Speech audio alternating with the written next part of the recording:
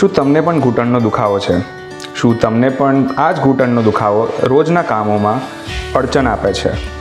તો આ એક્સરસાઇઝ તમારે દિવસમાં 2 થી 3 વાર કરવી. દરેક વખત 10 થી 15 રેપિટેશન્સ કરવા. આ એક્સરસાઇઝ રોજે કરવાથી ઘૂંટણનો ઘસારો અટકે છે અને ઘૂંટણના દુખાવામાં રાહત મળે છે.